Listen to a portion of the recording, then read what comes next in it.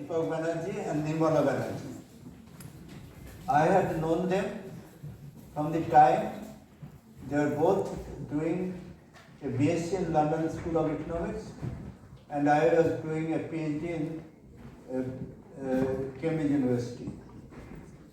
After my return, Professor Dipak Banerjee, after several changes of university, he decided to join Presidency College and remain there, as Gagori has already told you, for 4 decades.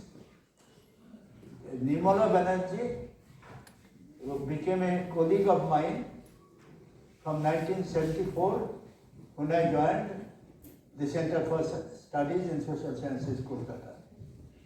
And beyond their official affiliation, they became fast friends. We had frequent address, both me and my wife Yasodhara, at their Mohaniban road flat, and in several other places. So I can count both Professor Banerjee, Dipak Banerjee and Nirmala as my friends from 1962 or 63. And fortunately, we still remain friends until Professor Dipak Banerjee passed away, and Nirmala and I are still very good friends.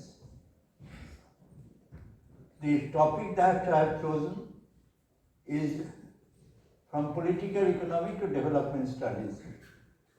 Political economy arose out of the evolution of capitalism. The capitalism arose first in the city-states of northern Italy from 11th century. Amalfi, Pisa, Genoa, Milan, Florence, Venice. And eventually Genoa and Venice became also imperial powers. They conquered a large part of, between the two of them, they conquered large parts of the erstwhile Byzantine Empire and many islands in the Aegean. However, the political economy arose there when capitalism and the city-states were in decline. By the 16th century, already large nation-states had come up, like Spain, Portugal, England, France, Netherlands. And they were much larger, and the city-states were in no position to compete with them. In fact, ultimately, Venice became part of the Napoleonic Empire around 1700, I think, 97 or so. And political economy arose, as I said, when the city-states were in decline. The first person to be mentioned is Giovanni Botero, who was a Piedmontese monk, and he wrote 2 very important books. One is The Greatness of Cities, and the other is the Ragion de Stato, or Reason of State. In The Greatness of Cities, Botero hypothesized that a state becomes wealthy only when it can develop large cities. He gave particular attention to the cities of China, which are very large already. And he said that what these cities needed was a good transportation network, a widespread trading network, a large merchant class, and subsistence. The growth of cities could be limited by the constraints on subsistence. By hypothesizing that particular fact, Botero became the pioneer of the Malthusian doctrine. And also, he became a pioneer of the economics of agglomeration. In the Ragion de Strato, he said that a state can do whatever it likes according to its interest, overriding all canons of morality. That, in fact, had been used by later capitalist states in conquering practically all the countries outside Europe and North America. In 1613, Antonio Serra, another monk of Naples, wrote a book called A Breve Trattato. There he said that a country or region becomes wealthy only when it can develop manufactures. The difference between manufactures and agriculture is that while agriculture is limited by the availability of land, manufactures are not limited by that. And therefore, a region or country which is rich in manufactures is likely to become wealthy. Then in 1682, Sir William Petty, who was also one of the founders of the Royal Society of England, wrote a treatise on taxes and became the father of Anglo-Saxon political economy and also of the labor theory of value. Petty became rich because when Oliver Cromwell crushed the Irish revolt with exemplary ferocity, Petty was engaged as the surveyor, as it was called, down survey. That is, every single acre or hectare was surveyed by him. And in that process, he became wealthy because he bought up many lands owned by the Irish rebels and also lands which the soldiers who could not support these lands and surrendered them to Petty. But Petty was quite clinical in his assessment of the condition of Ireland. He wrote a book on the condition of Ireland in the 1690s, where he showed how Ireland had been devastated first by the Irish revolt of 1841 and then by the Cromwellian suppression of the revolt in the 1750s. Did I say 1841? It should be 1741. Petty was followed by several other economists, Cantillon, David Hume, Adam Smith, the Dean of Gloucester, Josiah Tucker, and David Ricardo. In fact, although Adam Smith is credited with the proposition that the division of labor leads to a greater productivity of in work of labor and capital, Josiah Tucker, in fact, in 1774, had already advanced that proposition. Tucker also, let me get back to to David Hume. Hume had propounded the so-called specie flow price mechanism. That is, when two countries, one of which is rich in gold and the other is poor in gold trade, then ultimately what happens is that because the prices in the poorer country are lower, the prices in the two countries are become equalized. Some persons derive from the proposition that trading between rich and poor countries would always lead to the impoverishment of the richer country. Of course, that is not the implication of Hume. But Tucker thought that this misunderstanding must be taken care of. So he propounded that a richer country always will have more capital, out of which it can accumulate more capital. It will have more learning abilities. It will have a denser trading network, and it will have a larger capacity for innovation. And by propounding all this, he became the forerunner of what is called the imperialism of free trade, on which Gallagher and Robinson later wrote a very well-cited article.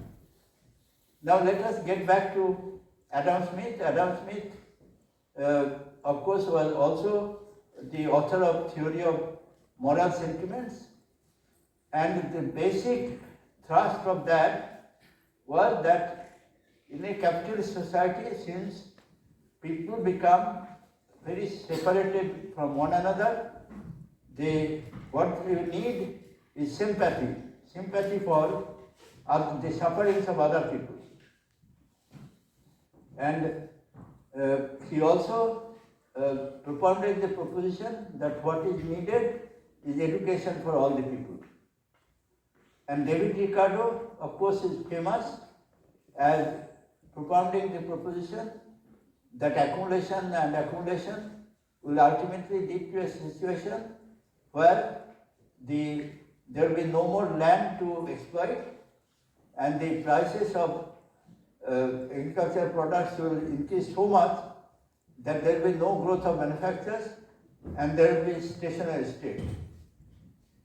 Now, all these political economists had only one objective in mind, that was economic growth.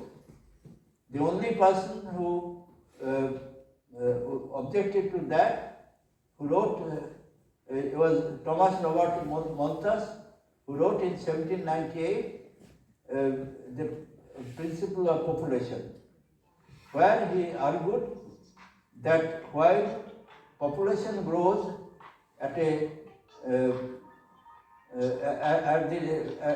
according to geometrical progression, subsistence grows according to arithmetical progression, and therefore he also propounded the proposition that it will be useless to give more wages to laborers, because what will happen is that will stimulate a higher rate of growth of population, and the real wages will again go down to the subsistence level.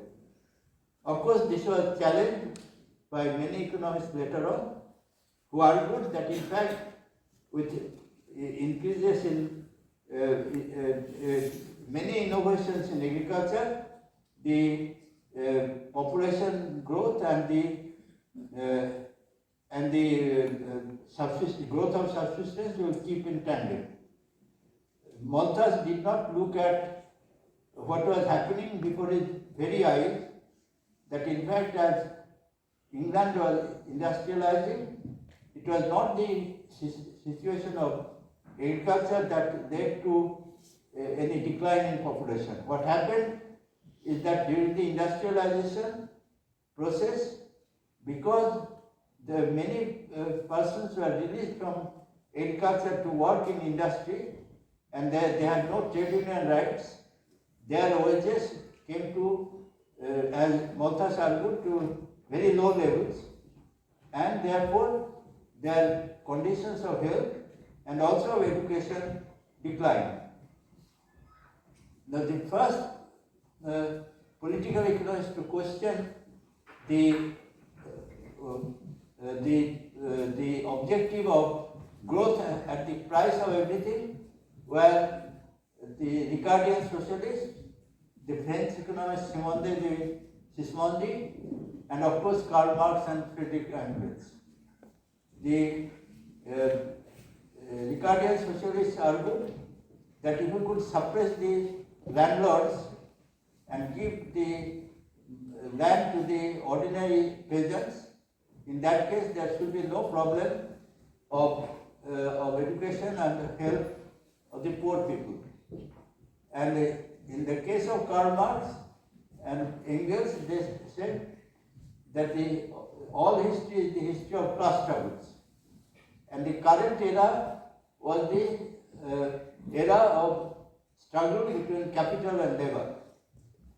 And they foresaw a situation they fully recognize, which people don't always understand, is that capitalism has in fact led to an enormous number of innovations, and therefore it has led to an enormous increase in productivity of both labor and capital.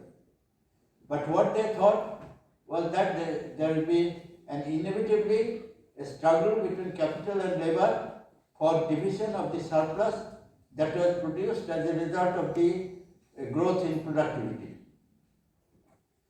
Another area where the political economists did not pay any attention was that of the situation of women. The first feminist document was that of Therigatha, which dates back to Buddhist times. There, the women who wanted to be Theris or Bhikkhunis argued that there is no difference between the minds of men and women. Therefore, if men could pursue the right path, that is the path indicated by Gautama Buddha, then Bhikkhunis, women also could pursue that, and they also said that if men can separate themselves from all familiar ties, Bhikkhunis can also do that. To my knowledge, the next proposition arguing for women's equality was given in 1790 by Marquis de Condorcet, and almost at the same time, the Madame de Gouzet. Condorcet argued that women should have the same kind of citizenship as men, and so did Gouzet. But the French revolutionaries did not accept their propositions, and in fact they perished under the guillotine. The next step in the women's struggle was taken by Mary Wollstonecraft, who wrote the book A Vindication for the Rights of Women. This was partly a response to Tom Paine's book A Vindication of the Rights of Men. Wollstonecraft argued that if women were considered sentimental and rather frivolous creatures, it was almost entirely due to the fact that they were not given a rational education. If they had been given a rational education, they could, in science and in rational subjects like men, they would be equal to the men in their perception and their ability to think. The next step Marx, in fact, in his Paris manuscripts of 1843-44, argued for equality of men and women. But since these were not published in his lifetime, it does not count in terms of public discourse. So the next step was taken by John Stuart Mill in his book The Subjection of Women.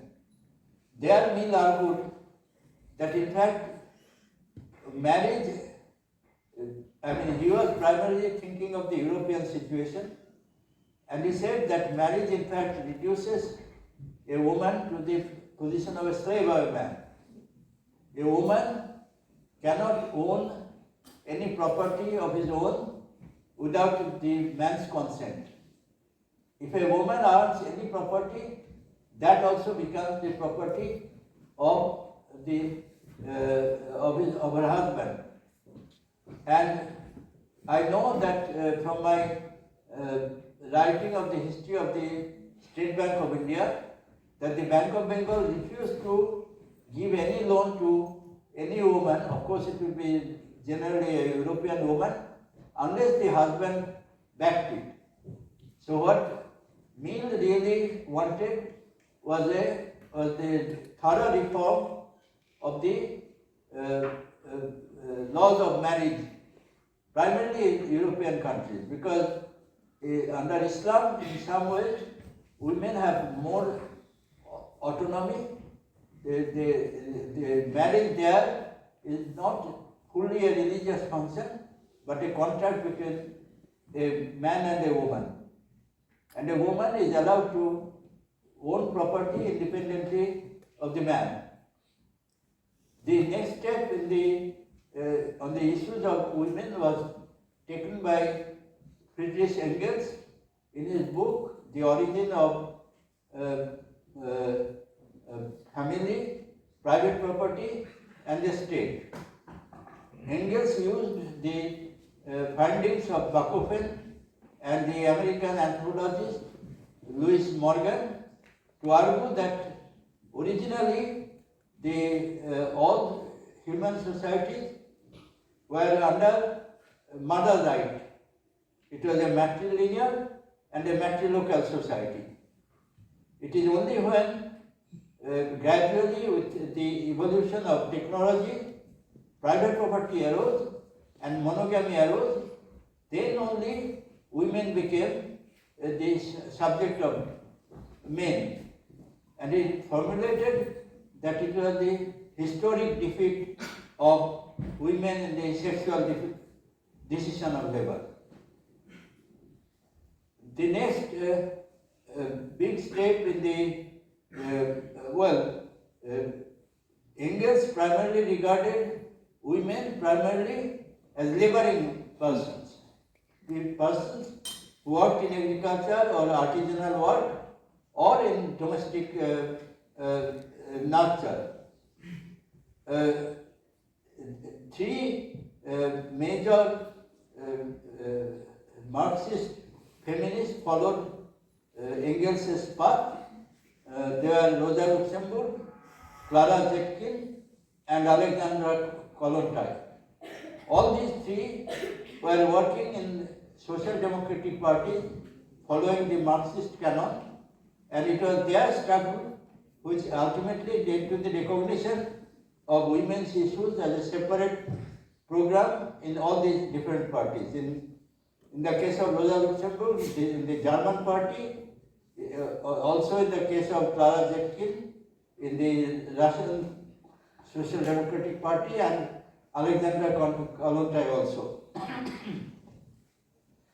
But since they were working primarily among working women, they also regarded women as primarily laboring persons.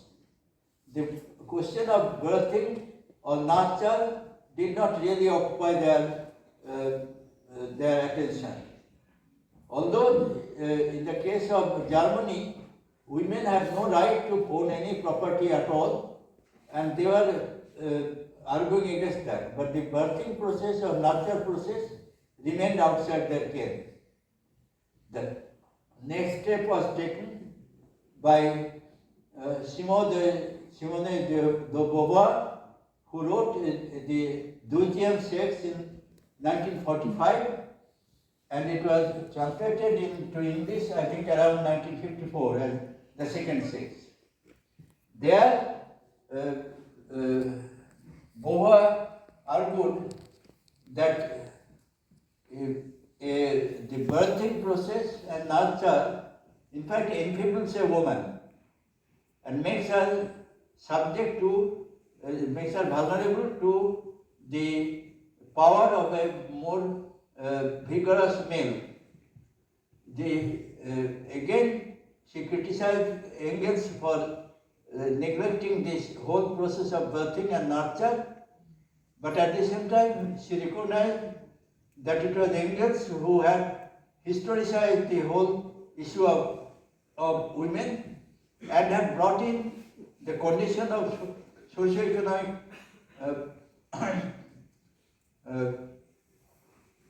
socio-economic conditions for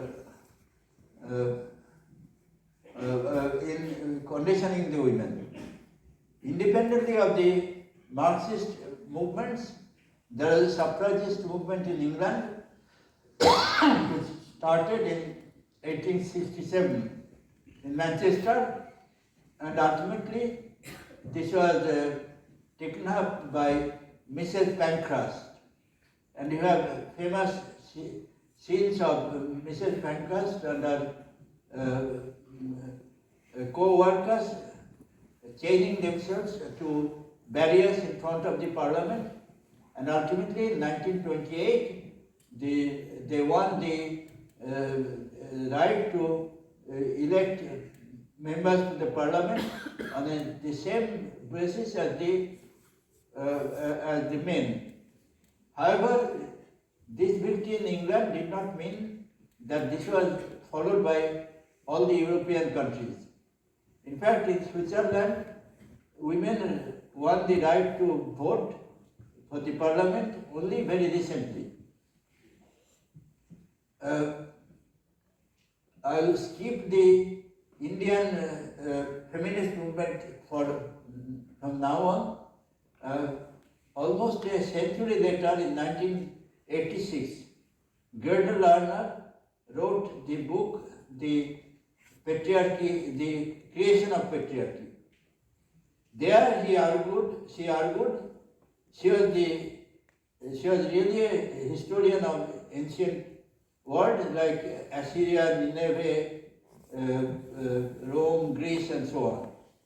She argued on the basis of both her knowledge of ancient Egypt and so on, and on the basis of anthropological research, that in fact women's subjection predated the discovery or creation of private property. She used Levi-Strauss's concept of exchange, where women of two different tribes were exchanged for one another. Exchange was important because women were the basic persons for procreation. And the larger the numbers of women, the better the prospects of a tribe to expand became. Furthermore, in fact, if they could not obtain women in exchange, they would raid another tribe and obtain women from that.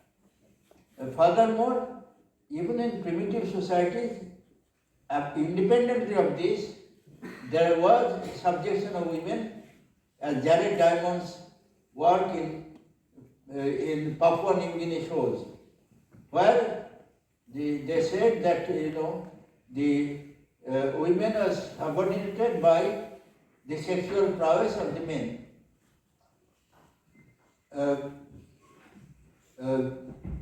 Following or preceding, in fact, Lerner's work, several important feminists in the Western Europe and the United States made their mark. They were Sheila Rowbotham, Shulamit Firestone, who in fact wanted no truck with men at all, and Catherine Mackinnon. Now I turn to the Indian situation. In India, there had been many feminists in the 19th century, such as Savitribai Phule, Kripa Satyanathan, Kamala Satyanathan, Ramabai Pandey, Ramabai Ranade, and following them from the early 20th century, Kamini Rai, Rokia Sakhawat Hussain. The first organizations of women came up between 1917 and 1927.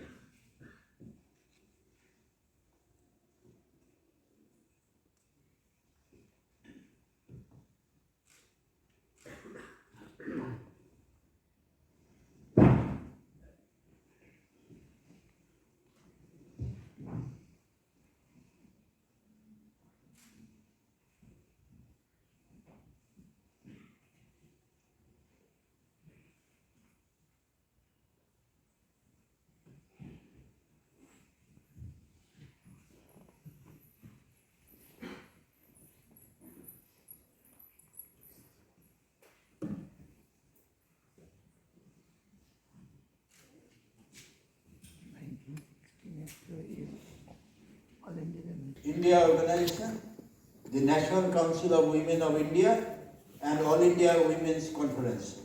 I think the last one still survives. After independence, women's organizations affiliated to political parties came up.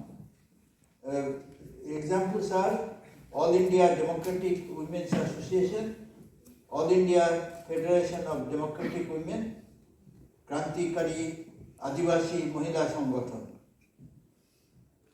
Two ideas were pioneered by Indians. One was Bina Agarwal's 1990 book, A Field of Her Own, of One's Own. There she argued that women in many countries, particularly in African countries, were the main workers in agriculture. In fact, what Bina doesn't say is that the women's property rights in agriculture in African countries was taken away by the colonizers, because the colonizers could not conceive of women having property rights of their own. As I have shown in the case of male subjection of women, they thought that women should be always subject to men. Bina argued that women should be given a field of her own to own and cultivate, because that will give her autonomy independently of men. And the other contribution was that of Amartya Sen, who popularized the concept of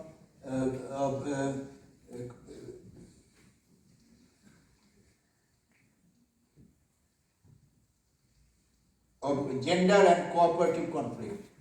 There he argued that if you have a situation where a man becomes dominant in this cooperative conflict, then you have a situation of patriarchy. But in the case where women can have an independent occupation and independent income, then you have a more equal situation. These were two ideas that have really energized much of feminist work later on.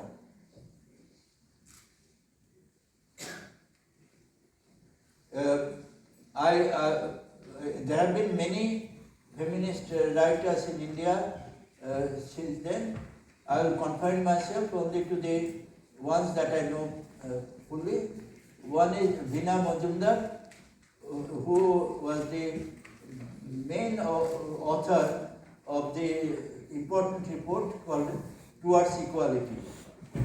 There are other feminist writers like Devaki Joy, C.S. Lakshmi, but I will confine myself to the two that I know best, that is Yashodhara Bagchi and Nirmala Banerjee.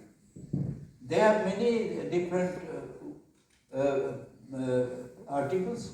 Nirmala Banerjee has been a pioneer in researching the participation of women in labor. In Yashodhara's case, I will cite only two particular papers. One is the male gaze. Women are always subjected to the male gaze. I remember when I was a student, young men quite openly said when they met a young woman Oh, bad vintage. And that is simply the result of a masculine gaze which regards a woman only as an object of pleasure. Now, in order to subvert that, what you need is a strong feminist movement. And the other book that I will talk about is her Interrogating Motherhood. There, she talked about motherhood both as an ideology and as an experience. Motherhood, this phrase she took over from the feminist Canadian poet Adrienne Rich, and she argued that while the ideology of motherhood has been various, for example, in our country, while a woman is put on the pedestal of a devi, but in actual treatment, she is regarded as really a dasi or a slave. On the other hand, there have been, as I have said, from Therigatha times, women who have completely contested that kind of situation and have demanded equality. And motherhood as experience is a various one. It is not simply a birthing of a child, but rearing of the children, keeping together the family, looking at not only the health problems and education problems of the family, but also the psychological problems. When children go through traumas, it is the mother who primarily comes to console them. Even before counseling by professional counselors, this is what happens. Nirmala Banerjee argued in one of her pieces that under Nehru there was a dream of modernity, a modernity in which women will have an equal place with men. They will be fully educated, they will fully participate in the labor force, and they can exercise their own lives in an autonomous fashion. In another paper, Nirmala presented an index of patriarchy. It's interesting that in that index, the country which comes up best is Bangladesh. India, of course, is far behind most other countries, Nepal, Bangladesh and Sri Lanka. Now I come to the political economists also did not bother about environmental problems. The first political economist to talk about environmental problems was Karl Marx, who formulated the idea of a metabolic rift. That is, when Liebig produced artificial fertilizers to enhance the fertility of the soil, there is a break from the earlier relationship between nature and man, because all the other fertilizers earlier on were organically produced. And this metabolic rift meant that as artificial fertilizers became much more prominent, the productivity of land became far more dependent on the suppliers of artificial fertilizers, seeds, pesticides and so on. Marx also talked about the impoverishment of the soil because of its mining. The Rust Belt of the United States is something that Marx had in fact foreseen. These environmental issues were taken up first by some scientists in 1912, when they warned that the unlimited use of fossil fuels would lead to climate change. But they did not leave any mark until after the Second World War, when to some extent Rachel Carson's book, The Silent Spring, alerted people to this. The first economist to talk about environmental problems of the earth with limited resources was Kenneth Boulding. He put forward the concept of the spaceship earth. This earth is a spaceship which is contained within itself, and the resources are limited. So if you go on using the resources, at one time you will run out of them and there will be a severe problem. Then from 1971 onward, Nicholas Georgescu-Roegen wrote a series of articles where he depended on the second law of thermodynamics. The second law of thermodynamics says that entropy all the time increases and there is bound to be disorganization. Now with all human activities, not just the use of fossil fuels, but our breathing. I mean, Al Gore was totally stupid when he said that you can control this climate change by yourself. You can't, because every time you breathe, some carbon dioxide is released in the atmosphere. So, Roegen said that, whatever human beings do, ultimately there will be a crisis for the planet as a whole. And he had an apocalyptic vision of that. Following him, or rather almost simultaneously, the Club of Rome, of which Donella Meadows was a member, gave the startling call, alarming call, the limits to growth, that the limits of the world were being reached, and unless human beings stop growing, then there will be disaster. What is totally absent from either this Club of Rome report or the writings of Herman Daly, who became very famous for writing on environmental problems, is that they do not consider the socio-economic issues on the basis of which people would be willing to stop using fossil fuels. Now, if you turn to a poor country like Africa and say, look, you can't industrialize because it will mean the use of oil and coal and it will lead to climate change. They will say, well, you have used them so far to become richest countries in the world, the United States, Britain, and most of the Western European countries, and Japan. Why do you want to stop them now? So unless you tackle what economists call incentive compatible issues, in that case you cannot stop climate change at all. The official recognition of the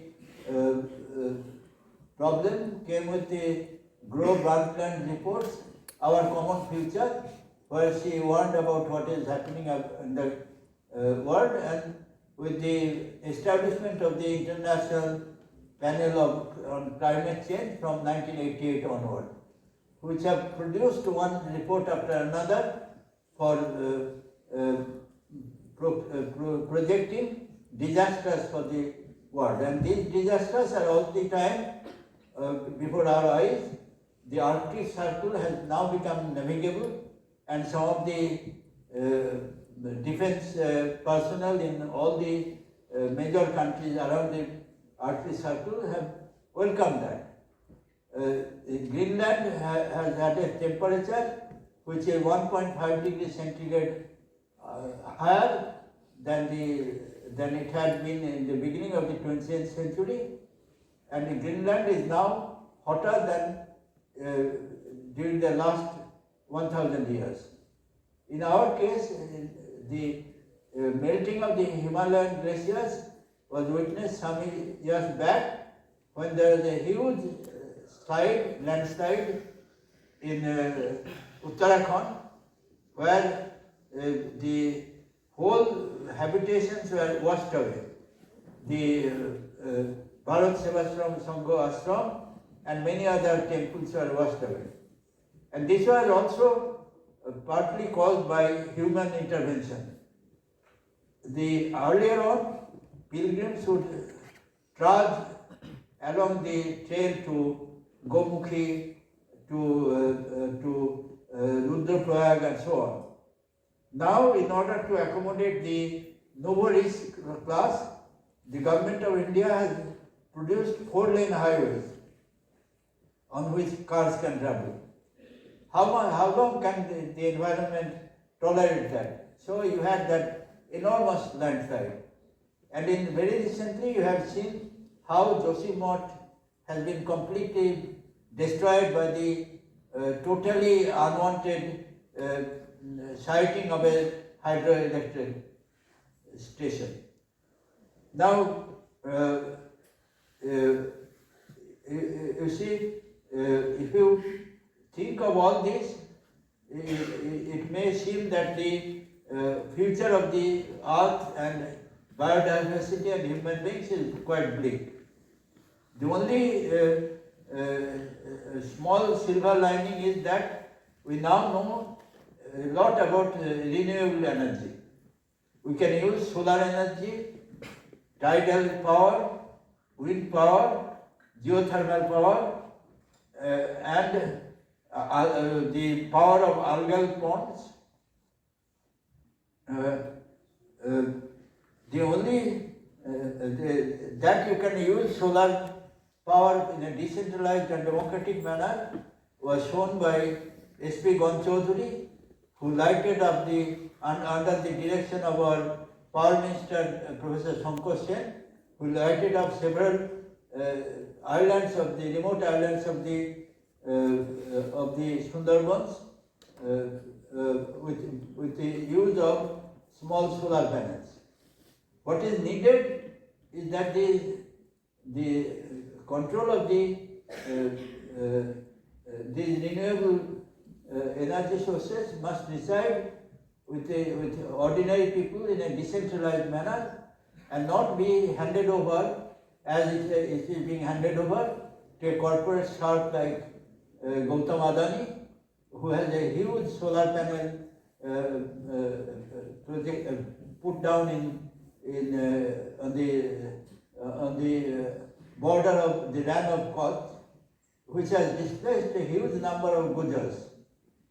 And also another corporate star, Elon Musk, who has more or less captured the whole global market for electric cars.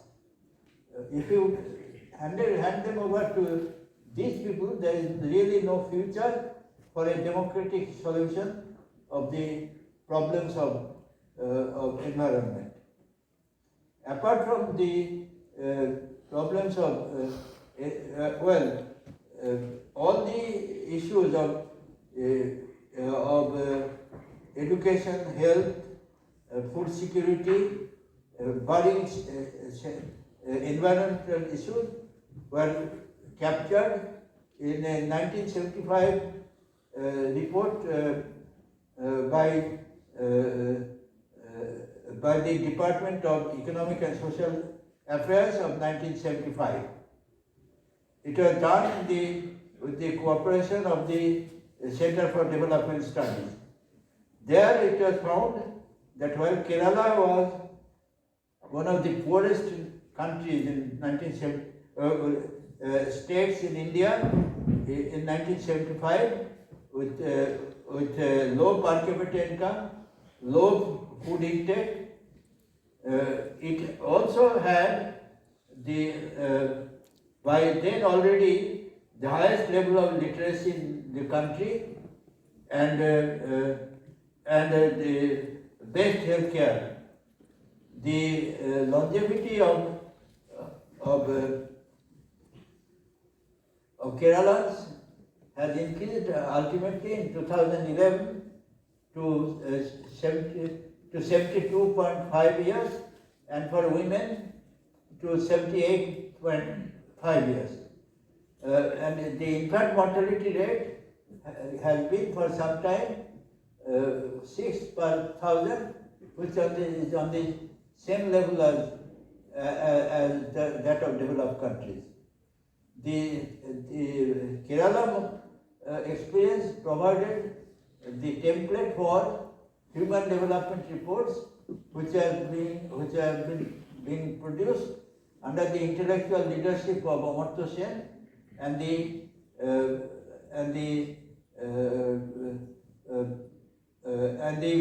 leadership of Mahbubul Haq, who was the head of the UNDP at that time.